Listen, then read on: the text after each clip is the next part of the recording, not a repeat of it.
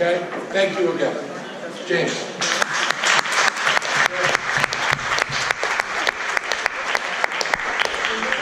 You created a gym for a James. Yes.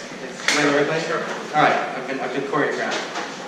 Hey everybody. So my name is James Michael Sama, as Jim mentioned. I'll give you a very brief background on myself. I am a writer, a speaker. I've started out writing about personal development about 5 years ago. And one of the things that I wanted to talk about was kind of the progression of passion. I love that you brought up passion. I don't know where Jim went, but the passion and the trajectory of everybody's lives.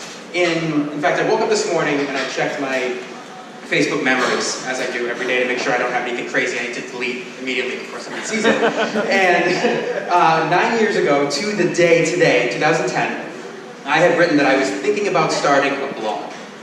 And I said that I didn't like the word blog. I felt that was necessary to mention. I still don't like it, but I wanted to know if anybody was going to read it. I said, is anybody even going to read this if I start it? And nobody really did. I started a blog, and I lasted for a few months, and I kind of just got rid of it. 3 years after that, I started another blog.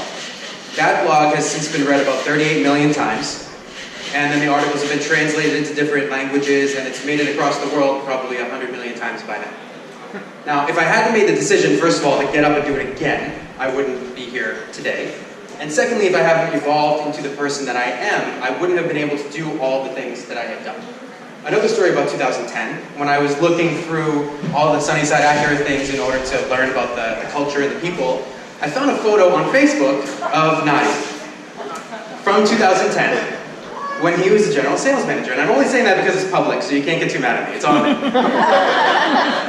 But here are two people who started on the same trajectory that we're on, but so long ago, wanting to do what we're doing right now. And I think the only difference, and you can correct me if I'm wrong, from where we were then to where we are now is A, the mindset that we were in, because we were kind of just getting started, we knew what we wanted, but we weren't really there yet, and also the skill set. And Bob was telling me about a guy, I'm not sure if he's here, I think his name is Ben. Just walked in. Just walked in. I've heard about you. Right? So, you wanted the NSX certification, right? Okay, so here's a guy who I've heard about that's similar to Nadi and to myself, basically wanted to reach another level of where he was going, knew his trajectory, and he wanted to get there. And the only difference between where he was now and where he wants to be is the skill set. And he didn't have to know that he could do it right now today because he couldn't. And none of us can. If we want to be 10 years into the future, we can't just do it now. Our skill set has brought us as far as it's going to bring us. And I think that we don't like to think about that because it's a focus on our weakness. But if we can say, this is what I want to cultivate, this is where I want to go, then we can understand we can become that person that we want to become. We can do the things we want to do. And it doesn't come from just jumping from point A to point Z. All we have to believe in is the fact that we can make it one step forward. That's it. And that might sound cheesy, but if we can go from A to B, we can go from B to C, C to D, so on and so forth. Right? So it's like whatever it is, and every single person here, the reason why you guys are here is because you all come together as a team and create this experience for everybody who walks in the door. And it doesn't matter if you're cleaning the snow off the cars, or it doesn't matter if you're running the dealership. If one person isn't doing their job properly, the other can't perform at the optimal level, right? Which is why you guys have been here so many times. So I don't know what half of you guys do. I've had the pleasure of meeting some of you, but I do know that each individual person, if you weren't doing what you're doing, wouldn't be able to be here. And nobody told me what to say. I'm not trying to be cheesy with you guys. Like, this is a real thing. That, like, I've been in companies before where, if you've ever worked in a class project and somebody drops the ball, everything else goes to hell, right? So it's like if everyone here has a purpose. And I think the interesting thing about a team is you see each other in the hallways, you chat here and there, you do your thing, right? But it's like, do you really know why the person next to you is doing what they're doing? What is the passion? What frustrations do they have? What goals do they have? What do they want? You know, do they just want to take their kids on vacation? Or do they want to go out and party Friday night? Like, what is the reason why they're getting up in the morning? And I think if we can all understand that we're all coming from our own perspective and we're all coming here for the same reason to succeed, but for different driving forces, we can build like a deeper bond, we can build a stronger team, and you guys can be here for 10 or 15 years to come. You know, and that's why I respect what Jim and Nadi and everybody here has built. And it's so cool to see, you know, like when I came across that picture the other day of Nadi, I was like, it's like looking back in time, right? So like if you guys look back in time, that's why I love looking at those Facebook memories. Sometimes I'm like, if I ever want to run for politics, I'm screwed because they put one thing out there that's the end of it. But it's like, if you can see, it's hard to see the progress as it goes, but it's like somebody like Ben who's doing something that's measurable. It's like you're setting out to learn a new skill, and from what I've understood, and I might get kicked in the parking lot for saying this, but like the team has cultivated that, right? Like they gave you the opportunity. He stepped up and he's like, I want to do this. And these guys, of course, right? Because it's a win for everyone. So it's like, if there is something that you want to work on, that you want to actually learn and progress and do better and be better, like you're in a position that a lot of people are not in, which is they're willing to help you. It's like, if I want to learn something, I gotta figure it out on my own. Like it's not, I can't call a team, I can't call a support system. You guys have an entire family here of people that are allowing you and giving you the opportunity and the skill set in order to do it. And again, if it's a skill set you don't have, that's the beauty of it. As long as you can know that you can learn something, anything. Like I always used to think I was bad at math. I'm still not great at it, but I was like, I'm bad at it. That's it. That's the end of my day, right? I'm never gonna be good at it. It was this fixed mindset of like, that's my identity. Part of my identity was I'm bad at math.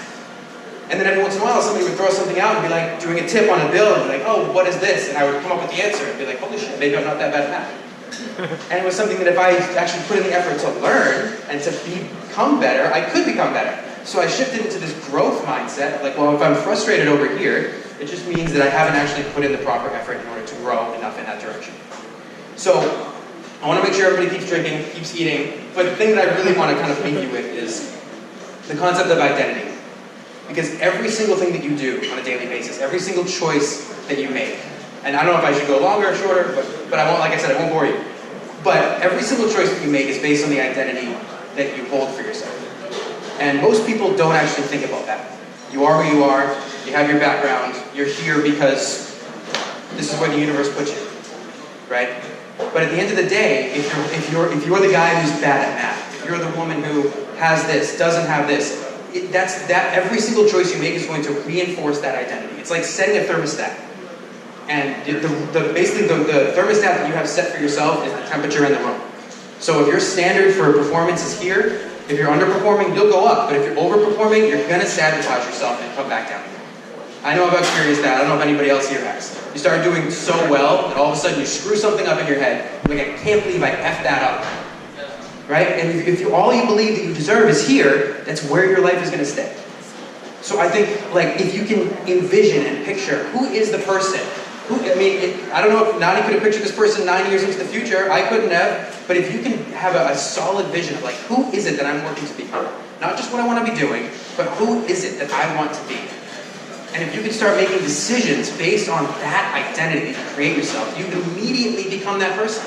What would that person do? What choices would they make? What decisions, who would they hang out with? And if you're not doing that now, what makes you think you're actually going to become that person if you're not putting the steps in place to be there, right? So it's like following a blueprint. Anybody in service here who's working on the car, it's like, what do I do here? I know the steps.